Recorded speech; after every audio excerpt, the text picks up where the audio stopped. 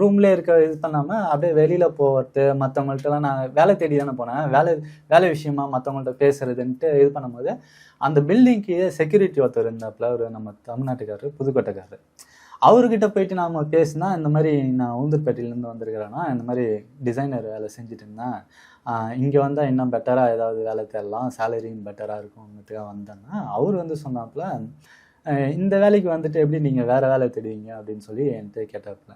ஏன் நான் சொல்கிறீங்க, இந்த வேலைக்கு வந்துட்டா என்ன, இந்த வேலை முடிஞ்சதுக்கப்புறம் நான் வேறு ஒரு வேலையில் சேர்ந்துக்க போகிறேன், இந்த வேலையில் இருக்கும்போதே நான் இது பண்ண மாட்டேன், இன்டர்வியூ எதாவது அட்டன் பண்ணி வைப்பேனான்னா, அவர் சொன்னார், இல்லை தம்பி, உங்களுக்கு புரியாமல் பேசுகிறீங்க, இங்கே வந்து உங்களுக்கு வேலைலாம் எதுவும் கொடுக்க மாட்டாங்க, இவங்க வந்து உங்கள் பேர்லேயே கம்பெனி ஸ்டார்ட் பண்ணி அதில் வந்து 5 லட்சம் கிராம்ஸ் 7 லட்சம் கிராம்ஸ் அந்த மாதிரி லோனை எடுத்துட்டு அதுலேருந்து உங்களுக்கு என்ன சம்பளமாக சொன்னாங்களோ அந்த காசு கொடுத்து விட்டு உங்களை ஊருக்கு அனுப்பி விட்ருவாங்க. அதுக்கப்புறம் உங்கள் பாஸ்போர்ட் வந்து அந்த காசெல்லாம் நீங்கள் தூக்கிட்டு போனதா உங்கள் பாஸ்போர்ட் வந்து பேன் பண்ணிவிடுவாங்க இங்கே.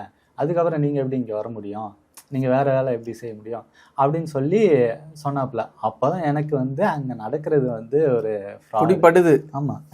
அதுக்கப்புறம் ரூமுக்கு போனால், ஏன்னா அங்கே எங்கள்கிட்ட லோக்கல் சிம் கிடையாது, வைஃபை வச்சு தான் நம்ம எதானாலும் கான்டாக்ட் பண்ணுறது எல்லாமே இருந்துச்சு.